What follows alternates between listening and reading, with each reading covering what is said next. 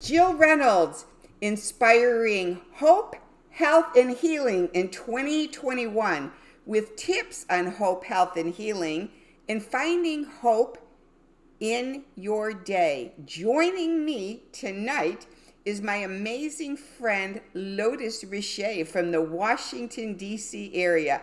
Welcome, Lotus. Hey there, Jill. How are you? Super happy to be here with you.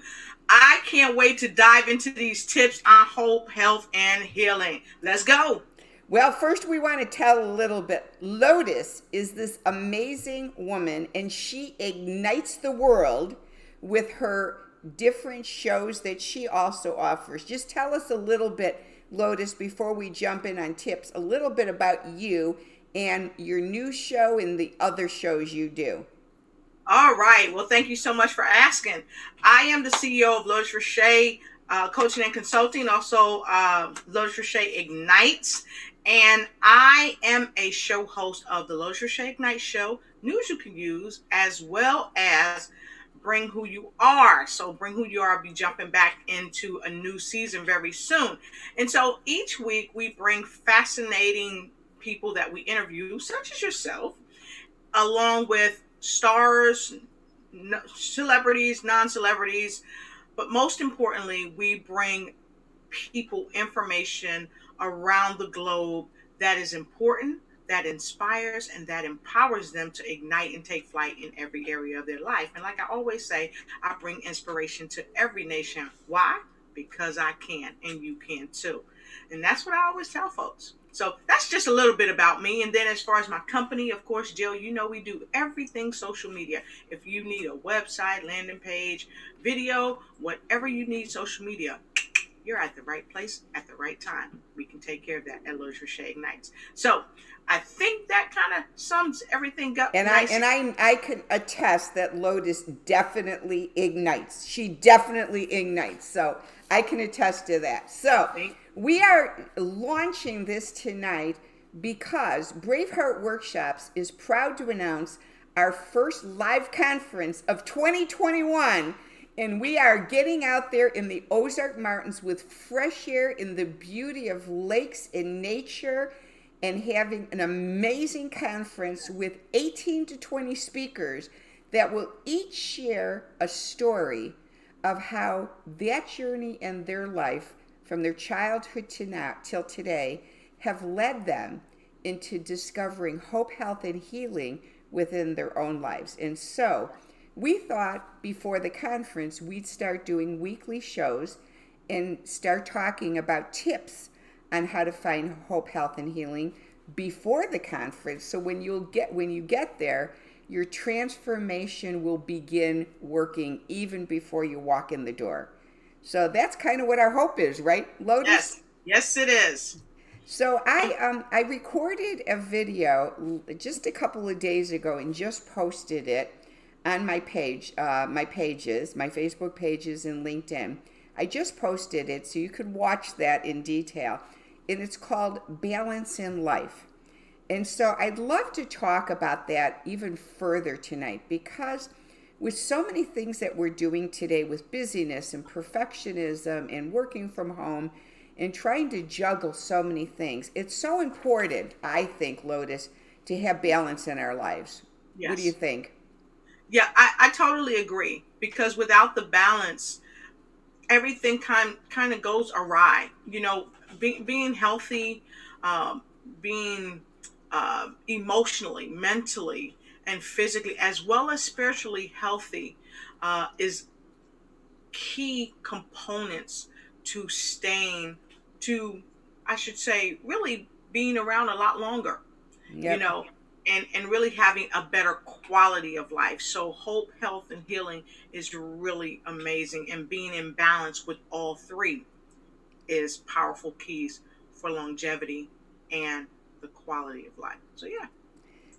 So where I want to go with this is a little different than what people probably are used to. And it was something, Lotus, that I learned, I want to say back in 2013, when I had the privilege of being in treatment for my eating disorder. And I call it a privilege because I believe when you've been given the gift of hope, health, and healing, of recovering from a disease, it's Yes. so beautiful to know that you can come on the other side of it and be recovered. And so when I was in treatment, one of the binge eating therapists did an exercise with us, and she had us take out a piece of paper. And so in the audience, if you're listening and if you want to grab a piece of paper and pen, this can be interactive if you choose. And so, yep, if you want to do it and follow along. And she told us to make 2 columns. On one column, have the heading say binge. And on the other column, the word restrict. And so she had us think of anything and everything in life we've ever imagined that we've ever binged on. And then everything and anything in our life we've ever restricted. And so I'm going to just read off my list quickly, and then we'll be able to show you how you can get in balance with these lists, okay? So under the binge list, and if anything comes up for you, Lotus, feel free to write your words down. So under the binge list, I have the word activity, advice, agendas, alcohol, analyzing emotions or situations, body image, cigarettes, control, drugs, external connection, food, fright and flight, isolation, needing attachment or connection, oversharing and having no filters, perfectionism, productivity, recovery, results, safety, self-hate, sex, short-term relationships, treatment, truth, urgency, weighing myself, and work. So those are things that in my life at some point or another I may have binged on. On the other side of the spectrum is restrict. And I put down comfort, compassion, containment and filters, exercise, feeling emotions, change, food, free time and play, grounding, internal connection, intimacy, meditation, my voice, patience, safety, self-compassion, self-love, self-truth, sex, stillness, and time with God. And so you can see there's 2 spectrums here. Mm-hmm. And so when you have these spectrums, what she taught us to do next is, as you're going through life and your day is maybe starting to feel a little frantic or hectic, and you go, like Libra, the sign of Libra, all of a sudden the scales start to feel a little unbalanced. Yes. If you take a moment to pause, if you want, pull out your list of what you wrote and sit down and say, what is going on right now? What is going on right now? And all of a sudden you go, oh my gosh, I restricted eating today, my lunch, because I was so crazy busy. And so you look at one column and go, restriction of food. Okay, what have I been binging on? Okay, I've been binging on agendas. I've been binging on activity. Oh my gosh, I've been coaching people all day long. I've been binging on activity agendas. So you look on the spectrum and you see what's on the other side. And then you'll go, okay, I got to pause. What I need to do right now is get up, turn everything off, and go eat. I got to go sit down and eat a balanced, healthy meal because I'm out of whack right now. Okay? As soon as you eat your meal, you're like, oh my goodness. Does that feel good to be back in balance? Yes. So I'm going to pause a moment and just have you reflect on that and see what comes up for you, Lotus. Well, for me, I wrote down a couple of things and I was wondering if I had it right. It kind of reminded me of a different piece of work that I used years ago. You know, I worked for the Department of Defense and I worked with people who had substance use disorders and mental illness. And we used kind of a system like this to help bring back that balance as well. And this is very powerful too, because it puts it right in your face. I mean, you've got two columns here, one where you're binge and one where you're restricted, and it's right in your face to help kind of bring you back almost immediately into that balance because you can see it. And for me, I looked at analyzing myself, and I looked at under binging, meat, abandoning, and things of that nature. And then on restriction, I had connections, and I didn't have much under that because I was listening to you. But under restriction, I would probably put something like no food. I restricted myself from food because I was overworking, and analyzing myself. Okay, do you need to do this or do you need to do that?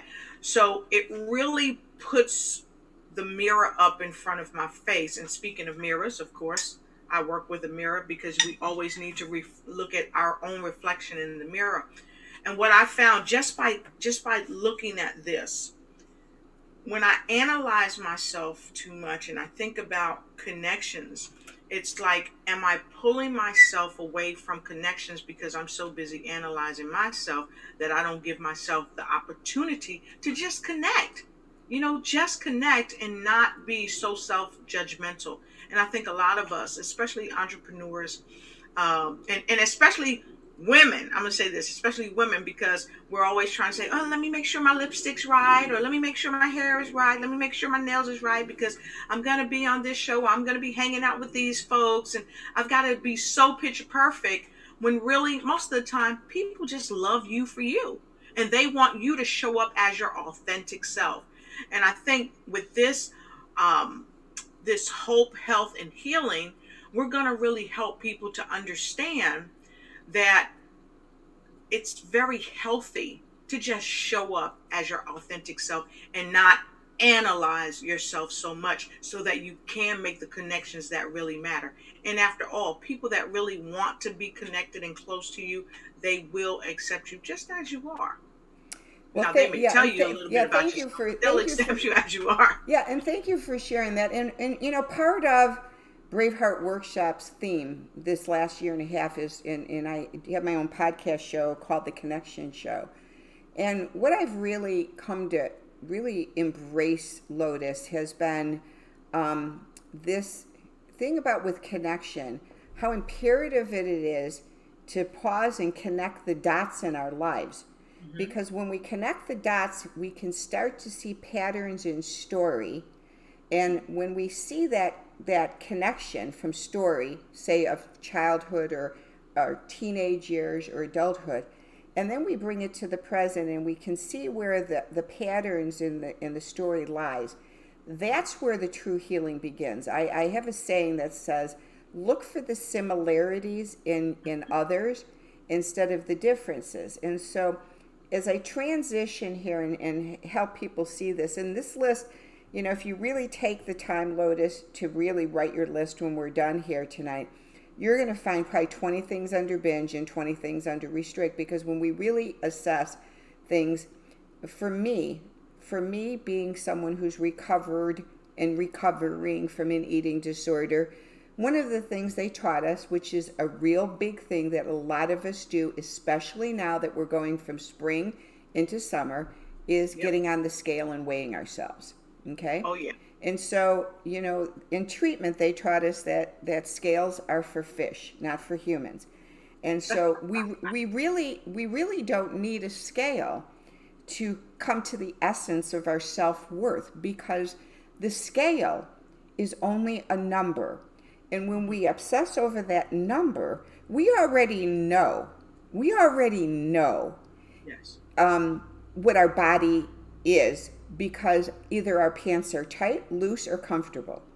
If they're tight, we may have maybe done something in the last couple of days of binging on food, and so you kind of go, okay, am I a little out of balance? If they're loose, we're like, hey, maybe I've just been eating healthier and I'm losing some inches, and or I may have been restricting. So there's ways to measure without a scale.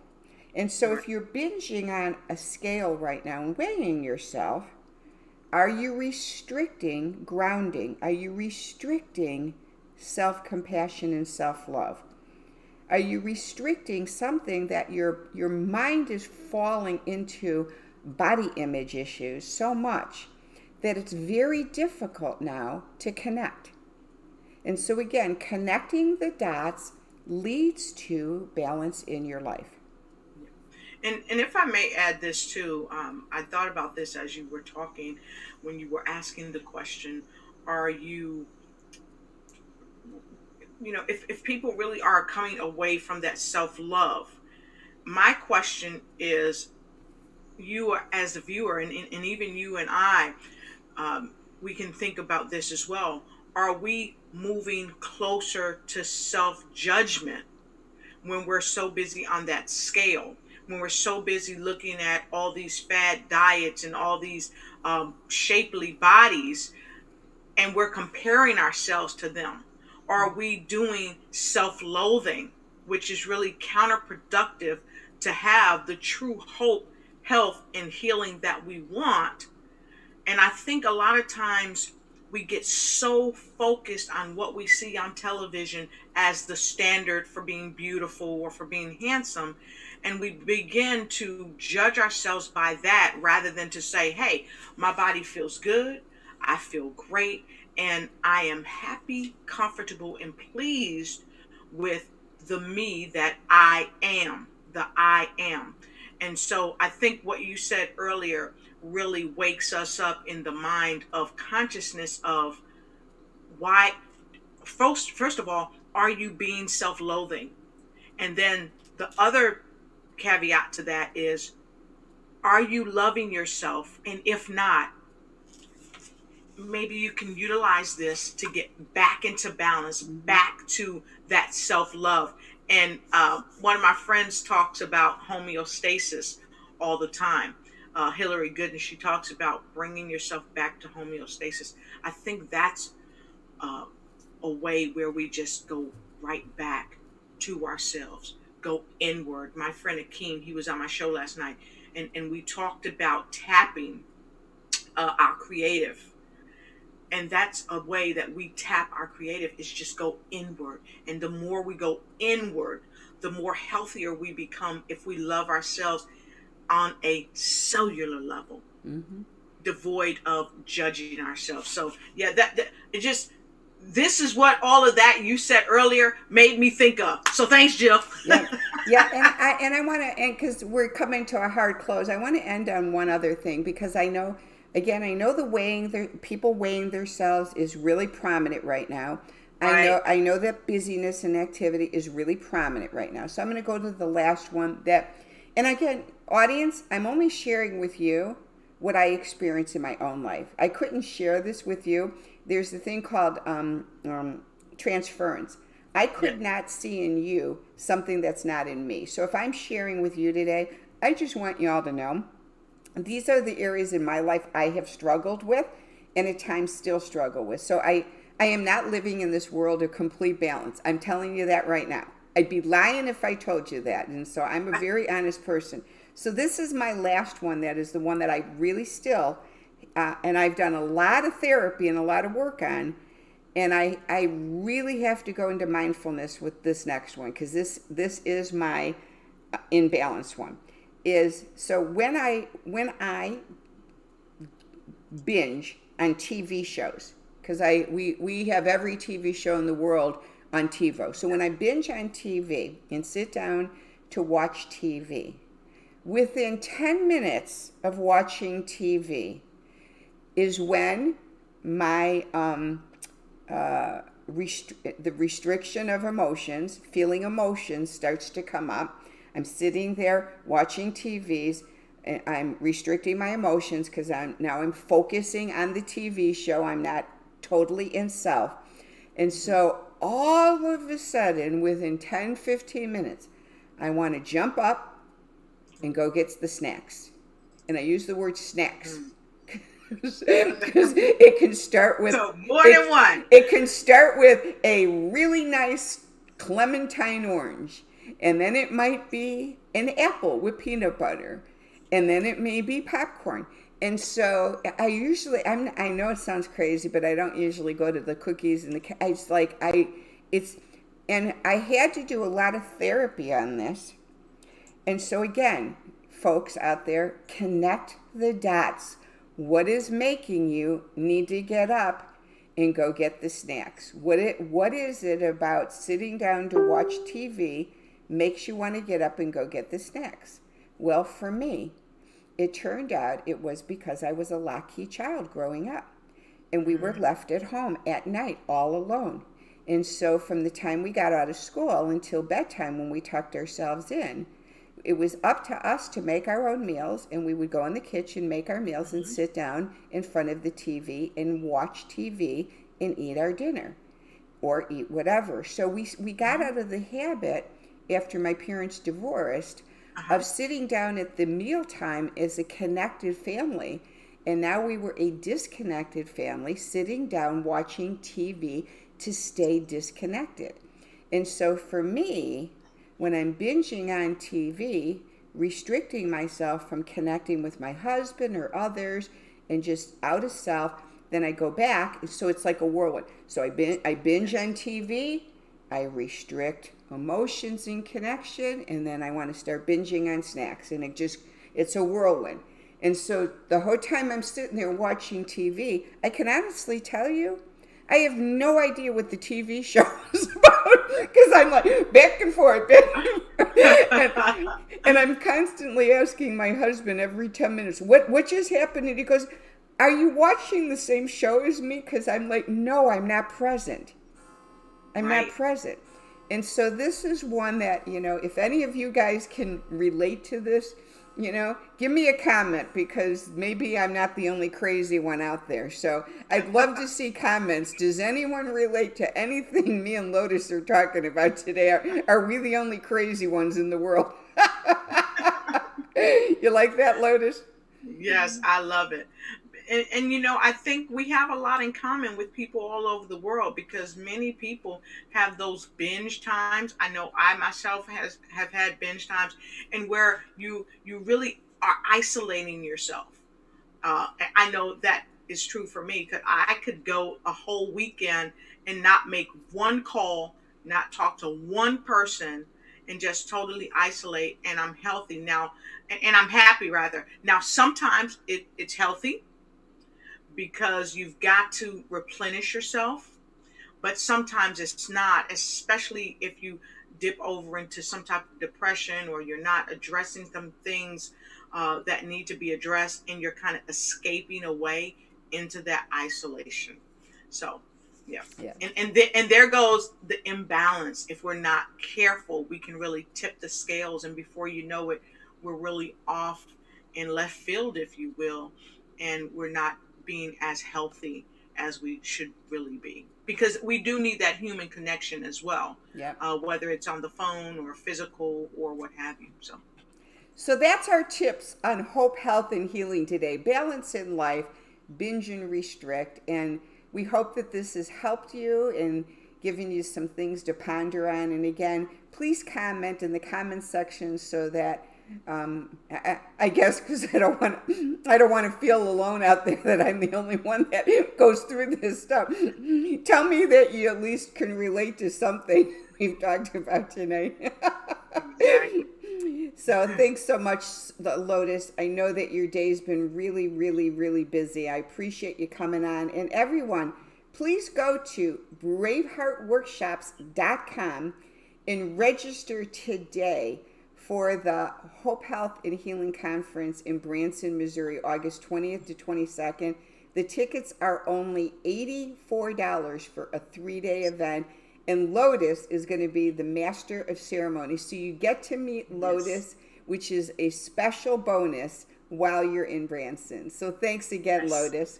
You're welcome, and I'm super happy to be a part of it, and we're looking for all of you to come and join us in Branson, Missouri. You are going to have the time of your life because this is one of the events of the century, and you definitely want to be there. Thank you.